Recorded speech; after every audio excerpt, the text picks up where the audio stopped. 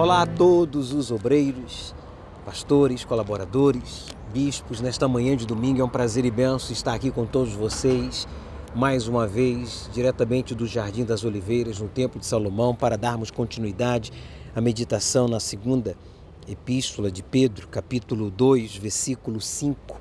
Gostaria de fazer uma oração, pedir a Deus que abra o nosso entendimento e aproveitar, ministrar agora, sim, a sua cura. Se você está com um mal-estar, uma dor, uma tristeza, algo que impossibilite você de se concentrar na meditação, na palavra de Deus que produz fé, que produz vida, que esse mal-estar saia agora.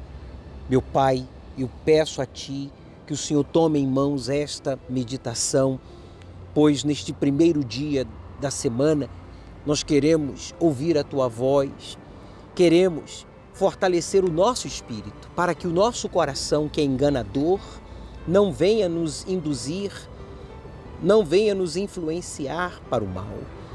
Por isso, agora mesmo, que o mal-estar, a ansiedade, o aborrecimento, seja o que for que esteja impedindo este teu servo de se concentrar na oração, na meditação, saia. Respire profundo. E que todos recebamos de Ti a força, o entendimento, a sabedoria, para ouvir e obedecer a Tua voz. E você que crê, diga amém. Graças a Deus. No versículo 5 diz assim: e não perdoou ao mundo antigo, referindo-se ao primeiro mundo, né? Mas guardou a Noé, a oitava pessoa, o pregador da justiça foi Noé, ao trazer o dilúvio sobre o mundo dos ímpios. O mundo estava cheio de pessoas ímpias, aonde apenas 8 pessoas foram salvas, por meio de Noé, que foi o pregador da justiça. Noé não se corrompeu, mesmo em meio a um mundo de ímpios, quer dizer, de pessoas incrédulas, arrogantes, autossuficientes, ingratas. Agora imagine só você, sem tecnologia, sem ciência, sem tantas coisas que hoje há ao nosso dispor. Noé e mais 7 pessoas com ele, 8, contando com ele 8, foram salvos. Ele não se corrompeu, nem estas 8 pessoas se corromperam. Isso é um testemunho para mim e para você, que a decisão da gente se conservar ou não na fé, na obediência, na crença, no sacrifício, na humildade, na santidade, é pessoal. Ainda que o mundo inteiro seja ímpio, eu posso ser justo. Então, não se deixe influenciar pelo seu coração, pelos seus sentimentos. Que o meu irmão, o meu pai, o meu vizinho, o meu funcionário, o meu colega de trabalho, o ex-obreiro, o ex-pastor me influenciou. Não, meu amigo, não faça isso. Não dê essa desculpa. Quem é nascido de Deus e gerado por Ele, pelo seu Espírito, conserva-se a si mesmo. E o diabo não toca. Valorize a sua unção. Valorizemos a nossa chamada, como Noé valorizou a sua chamada e pregou por 120 anos. Não foi 100 anos, não, foram 120 anos. Que ele pregou a justiça, o que era justo. Voltem-se para o Criador. Vamos atribuir a Ele a honra, a glória. Vamos ser gratos ao Criador, mas não. Foram 120 anos desperdiçados? Não. Ele foi salvo, a sua família foi salva e os animais foram salvos.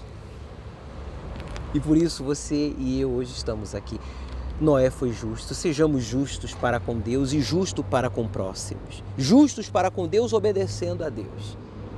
E justo para com o próximo é dando um exemplo para o próximo de fidelidade, de temor, de confiança na provisão de Deus, no amparo divino. No versículo 6 diz: e condenou a destruição as cidades de Sodoma e Gomorra, reduzindo-as a cinza e pondo-as para exemplo aos que vivessem impiamente, e livrou o justo Ló, enfadado da vida dissoluta dos homens abomináveis.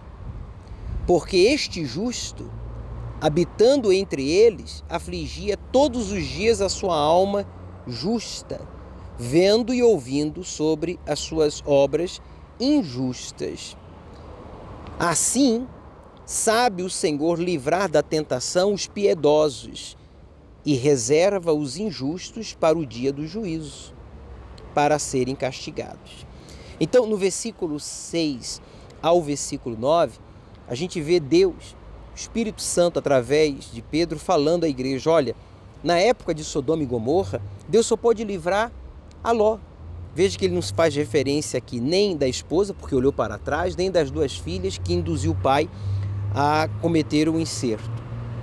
E veja que Ló, mesmo vivendo em Sodoma e Gomorra, ele se manteve justo, afligindo a sua alma.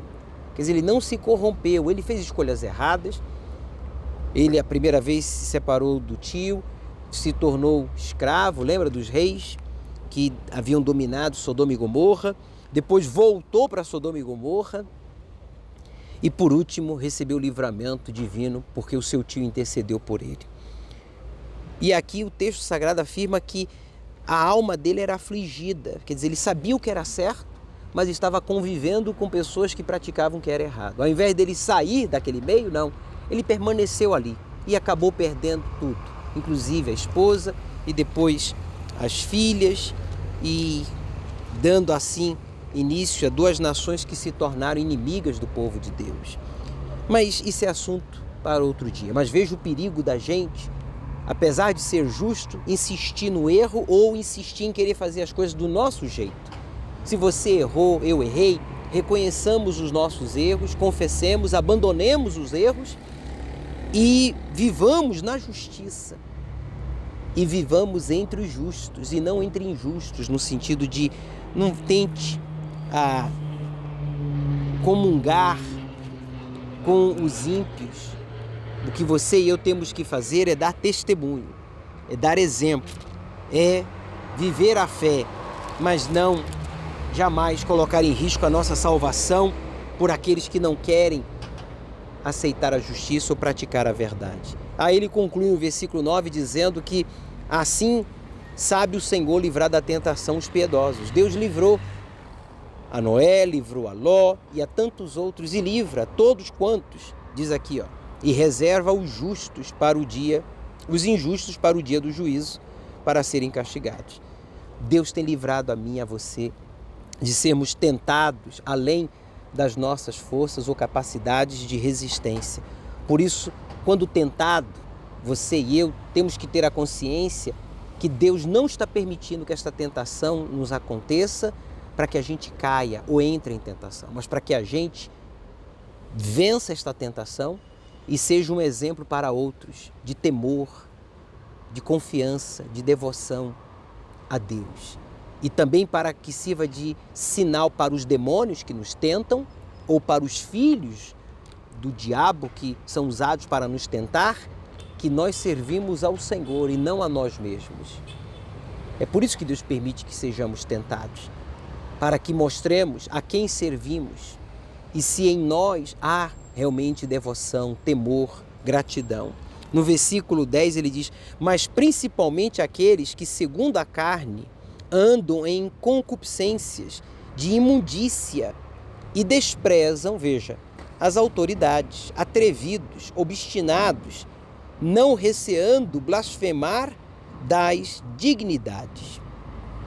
Aqui no versículo 10, o Espírito Santo fala através de Pedro que será castigado no juízo final, principalmente os injustos que seguem segundo a carne, andam segundo as concupiscências, as imundícias e desprezam as autoridades. Quer dizer, os que estão na promiscuidade, nos vícios, na orgia, na mentira, nudes, pornografia, pessoas que estão praticando a calúnia, pessoas que se rebelam contra as autoridades espirituais e as autoridades políticas que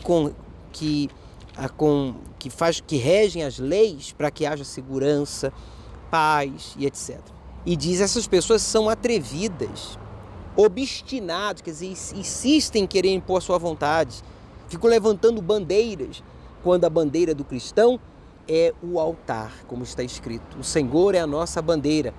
Foi dado o nome ao altar erguido ao Deus de Abraão, de Isaque e de Israel, que libertou o seu povo da escravidão. E diz, obstinados, não receando blasfemar das dignidades, quer dizer, de tudo aquilo que envolve o que é santo, que envolve o que é de Deus. Cabe você e eu nos policiarmos para não nos rebelarmos jamais contra as autoridades de Deus, as autoridades espirituais, porque representam a Deus, nem as autoridades políticas, a quem foi conferida a autoridade, uma vez que estão exercendo o seu papel com justiça. Se eles estão na prática da injustiça ou impondo injustiça, você e eu não temos que nos sujeitar e contrariar a palavra de Deus jamais. Daí o porquê, a importância de você e eu valorizarmos o nosso voto e orarmos pela nossa nação, para que Deus guarde a cadeira daquele que vai sentar como autoridade para exercer justiça, verdade, e assim venhamos todos em comum desfrutar de uma nação mais justa, mais segura, mais próspera, mais unida para todos. Bem, vamos parar por aqui e no próximo domingo daremos continuidade a partir do versículo 11. Que Deus abençoe a continuação da reunião de vocês aí e esse dia de domingo entre os que são da fé e entre os seus familiares. Até domingo que vem. Tchau!